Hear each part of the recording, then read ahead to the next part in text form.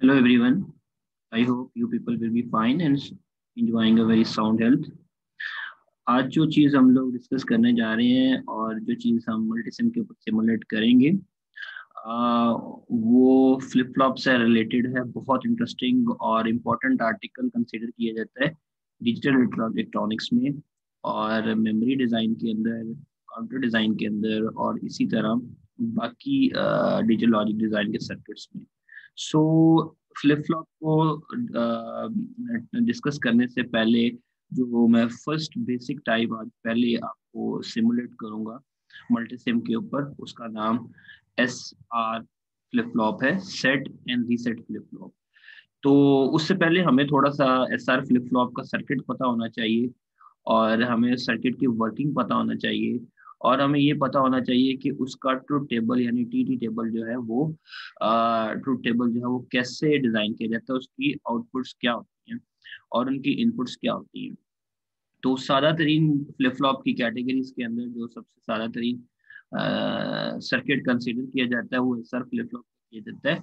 और S R flip flop को clock के साथ भी और बगैर क्लॉक के साथ भी डिजाइन किया जाता है। तो पहला जो मेरा ट्यूटोरियल है वो क्लॉक के बगैर होगा। तो फर्स्ट ऑफ ऑल मैं आप लोगों को जो चीज़ शो करवाता हूँ, जो चीज़ शेयर करने जा रहा हूँ, वो पहले इसके सर्किट को थोड़ा सा अंडरस्टैंड करना जरूरी है, जो मैं भी अपनी पीपीटी स्लाइड्स में से आपके साथ शेयर करूंगा।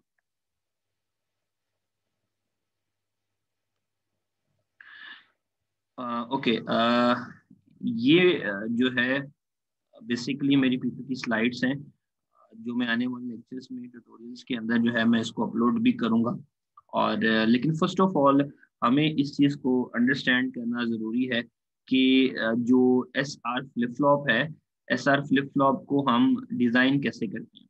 अगर आप स्क्रीन के ऊपर देखें तो एक चीज़ बहुत इंपॉर्टेंट ये है कि जितने भी फ्लिप फ्लॉप्स हैं उनको आप यूनिवर्सल गेट यानी नैंड और नॉर के जरिए इम्प्लीमेंट कर सकते हैं। लेकिन नैंड और नॉर में से कौन से ज्यादा इजीएस्ट है डिजाइन करना, वो नैंड गेट है। नैंड गेट के जरिए फ्लिप फ्लॉप को डिजाइन करना कंपैरेटिवली इजी है, क्योंकि हम नैंड गेट की प्रॉपर्टी जानते हैं कि अगर नैंड गेट की एक भी इनपुट हमारी लो होगी तो आउटपुट हाई होगी। इससे बड़ा आसान हो जाता है किसी भी फ्लिप फ्लॉप को डिजाइन करना। तो एक स्टूडेंट जो है वो एक स्टूडेंट जो है वो नॉर के जरिए भी इम्प्लीमेंट कर सकता है, लेकिन मैं जो इम्प्लीमेंट करूंगा, जो मेरे वीडियो ट्यूटोरियल्स होंगे उसमें हम नैंड के जरिए किए जाएंगे, क्योंकि नैंड के जरिए फ्लिप फ्लॉप को डिजाइन करना, इम्प्लीमेंट करना कंपैरेटिवली इजी होता है। तो सबसे पहले एस आर फ्लिप फ्लॉप मैंने अभी आपको बताया था कि S for set and R set flip flop के नाम से रखा गया। इनको क्लॉक से भी डिजाइन किया जाता है, विदाउट क्लॉक के भी डिजाइन किया जाता है। तो पहली जो सादा दिन कैटेगरी है वो विदाउट क्लॉक के, आप देख सकते हैं कि इनपुट साइड पर हमें कोई क्लॉक नजर नहीं आ रही।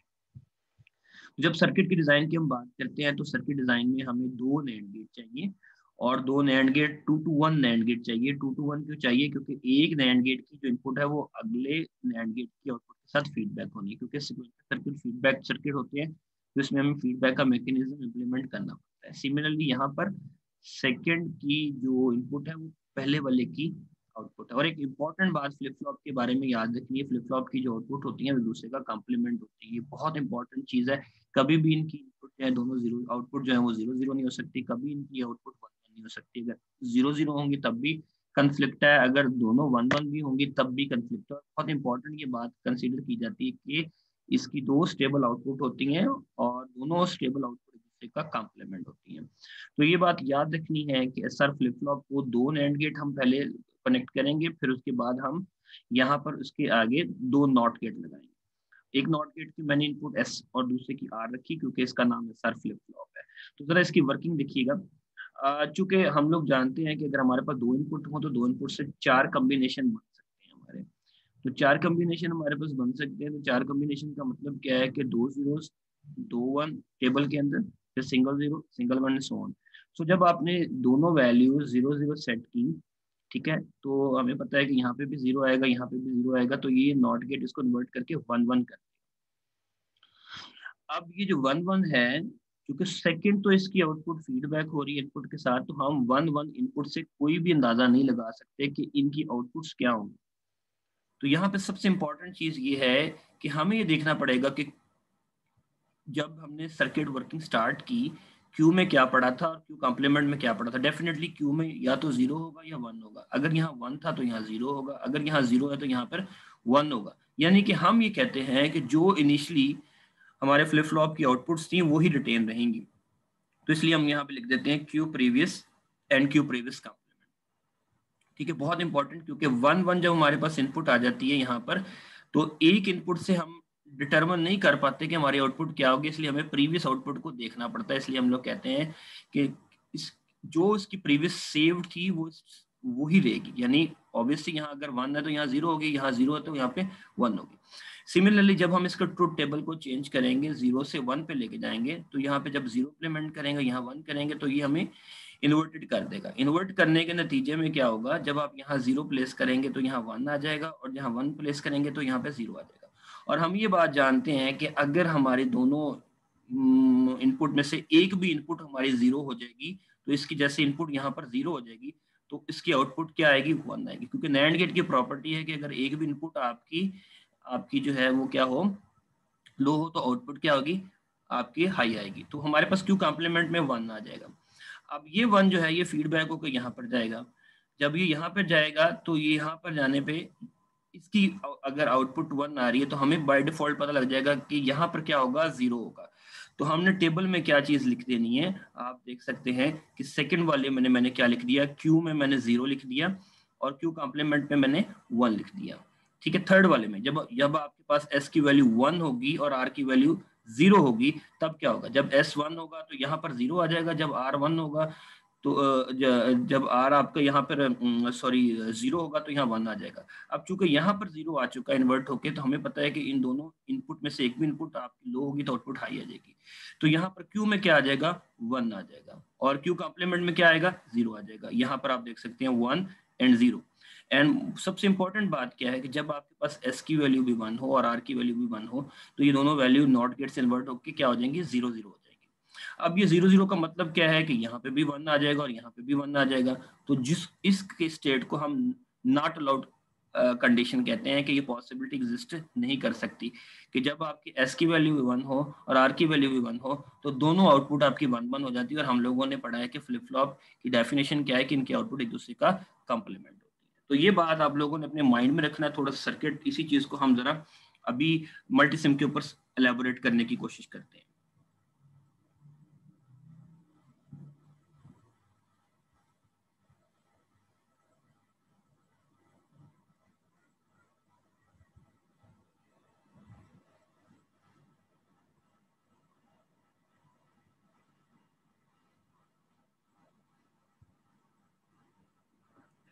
तो जब तक मल्टी सिम ऑन होता है, थोड़ा सा आपने इंपॉर्टेंट ये बात याद रखनी है कि क्यू प्रीवियस और क्यू प्रीवियस कॉम्प्लीमेंट से क्या मुराद है। This is called memory. जो प्रीवियस स्टोर था वही स्टोर्ड रहेगा। ठीक है, क्योंकि हम जब आपकी एस की वैल्यू 0 और आर की वैल्यू 0 होगी तो हम डिटरमिन नहीं कर पाते, क्योंकि यहाँ पर 1 1 आ जाता है। तो 1 1 से हम कोई डिटरमिन नहीं कर पाते, या तो हमें सेकंड आउटपुट का पता हो, क्योंकि सेकंड आउटपुट है ही नहीं। सेकंड आउटपुट जो है, इनपुट जो है वो कनेक्टेड है आउटपुट के साथ, फीडबैक हुई हुई है, इसलिए हम ये बात डिटरमिन ही नहीं कर पाते। तो रिमेंबर, जब दोनों आपकी इनपुट लो होंगी तो जो प्रीवियसली आउटपुट में पड़ा होगा वही पड़ा रहेगा, और जब आपकी एक इनपुट 0 और 1 होगी तो आपके पास क्या होगा, एक वैल्यू सेट रीसेट आएगी और एक आपके पास सेट आएगी। और जब आपके पास एस की वैल्यू 1 होगी और आर की वैल्यू 0 होगी तो एक आउटपुट सेट और दूसरी रीसेट आएगी। और जब दोनों आपकी 1 1 होंगी तो ऑब्वियसली ये बात इंपॉर्टेंट याद रखनी है कि आपके पास क्या होगा, नॉट अलाउड कंडीशन होगी, क्योंकि उस केस में दोनों आउटपुट आपकी हाई आती है। देखिएगा मल्टीसिम पे भी हम इस चीज को एलैबोरेट करेंगे तो आप बड़ी इजीली अंडरस्टैंड इसको कर जाएंगे। ठीक है, ओके।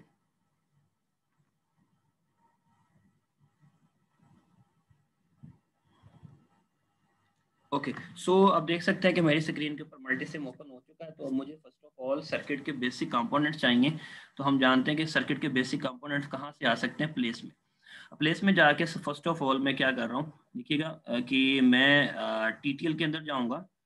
टीटीएल में जाकर मैंने क्या करना है, मुझे 2 नॉट गेट चाहिए, तो मैंने यहाँ से प्लेस आउट कर लेने 2 नॉट गेट। तो ये मेरे पास 2 नॉट गेट आ गए। सो चूंकि मुझे 2 नॉट गेट चाहिए सर्किट के अकॉर्डिंग रिक्वायरमेंट के लिहाज से, तो मैं इनको कॉपी करके यहाँ पे पेस्ट कर देता हूँ। ठीक है, अब मुझे 2 नैंड गेट चाहिए। कैसे चाहिए, 2 to 1 वाले। तो वंस अगेन मैं प्लेस में गया, कंपोनेंट पे गया, TTL में, और मैंने यहाँ से सर्च आउट करना शुरू कर दिया कि NAND मेरा गेट कहाँ पर आएगा।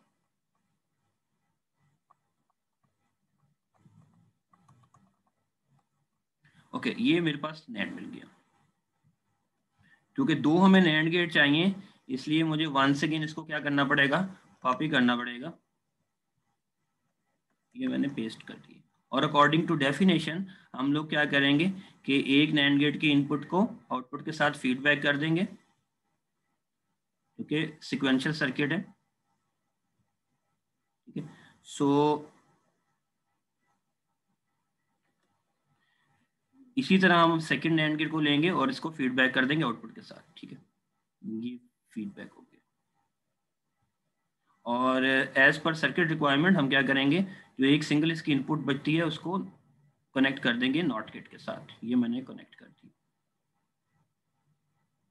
ठीक है, सो ये मैंने कनेक्ट कर दिया। अब मुझे 2 डिजिटल स्विचेस चाहिए ताकि मैं 0 1 की स्टेट में इसको इनपुट दे सकूं। सो मैं वंस अगेन प्लेस पे गया, कंपोनेंट पे गया, मैंने यहाँ जाके सेलेक्ट ऑल ग्रुप में जाके मैंने सिलेक्ट किया, तो यहाँ पे इंटरेक्टिव डिजिटल कांस्टेंट आ रहा है, तो मैंने यहाँ से उठा के इसको प्लेस आउट कर दिया, क्योंकि मुझे यहाँ से इनपुट चाहिए 0 या 1 फॉर्म में।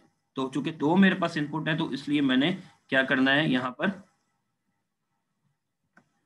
2 इनपुट के साथ प्लेस कर दिया। अब हम इसके नाम को भी चेंज कर लेते हैं, क्योंकि फ्लिप फ्लॉप जो डिजाइन कर रहे हैं उस लिहाज से हम इसको मॉडिफाई कर लेते हैं। लेबल में मैंने जाके यहाँ पर क्या कर दिया, यहाँ पर S रख दिया मैंने, और मैंने इसको रख दिया R। सो अब मैं क्या करूंगा, मैं इन दोनों को आपस में कनेक्ट कर दूंगा। ये मैंने कनेक्ट कर दिया। ओके, अब मुझे आउटपुट के लिए डेफिनेटली प्रॉप चाहिए या LED चाहिए, तो मैं वंस अगेन कंपोनेंट में जाऊंगा और मैं इंडिकेटर्स में जाऊंगा, और यहाँ से मैंने ग्रीन LED को पिक कर लिया। चूंकि मेरे पास 2 आउटपुट आएंगे, तो मुझे 2 इसके लिए LEDs चाहिए, तो मैं इसको कॉपी कर रहा हूँ, दोबारा यहाँ पे मैंने पेस्ट कर दिया। ठीक है, और मैं क्या करूँगा, इनको कनेक्ट कर दूंगा इसके साथ। ये कनेक्ट हो गए, और यहाँ पे मैंने इसको कनेक्ट कर दिया। ओके जी, अब हमारा सर्किट जो है वो रेडी हो चुका है। ठीक है, तो मैं क्या करूँगा, इसको अब मैं सिमुलेट करूँगा, मैं इसे रन करने की कोशिश करता हूँ। ठीक है, और देखते हैं कि जो अभी मैंने आप लोगों को चीज़ एक्सप्लेन की थी कि क्या वो वाकई ठीक है या नहीं। ओके, वंस अगेन यहाँ पे जब मैंने क्लिक किया, जब मैंने रन किया, तो आप देख सकते हैं कि प्रीवियसली मेरी कोई भी वैल्यू स्टोर्ड नहीं थी, क्योंकि मैंने अभी सर्किट को डिजाइन किया। तो उससे पहले मुझे कुछ ना कुछ अपनी इनपुट देके कुछ ना कुछ आउटपुट लाने की जरूरत है। तो यहाँ पे देखिए, जब मैंने 1 किया, देखिए 1 किया अकॉर्डिंग टू हमारे थ्योरी के, जब मैंने S की वैल्यू को 1 और R की वैल्यू को 0 रखा, तो हमने स्टडी किया था कि हमारे पास क्या आएगा, पहले जो नैंड गेट की आउटपुट है वो हाई होगी, और दूसरे की क्या होगी, लो होगी। और फिर दूसरी हम लोगों ने क्या चीज पढ़ी थी कि हमने कहा था कि जब हमारे पास S की वैल्यू 0 होगी, ठीक है, और R की वैल्यू 1 होगी, तो सेकंड नैंड गेट की आउटपुट हाई होगी और पहले की जो है लो होगी। आप देख सकते हैं दोनों एक दूसरे का कॉम्प्लीमेंट ही नजर आ रही है, एक 1 है एक 0 है।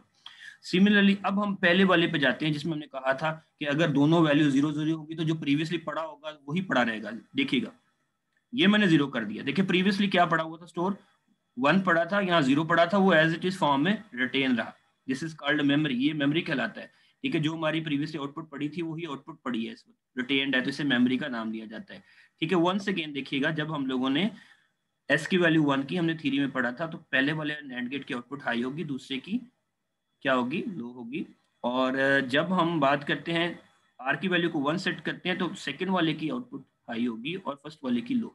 और जब हम 0 0 कर रहे हैं, देखिएगा इस वक्त हमारी मेमोरी क्या है, 0 1। जब हमने दोनों इनपुट 0 0 की, तो मेमोरी रिटेन रही, यानी Q previous and Q previous का कॉम्प्लीमेंट।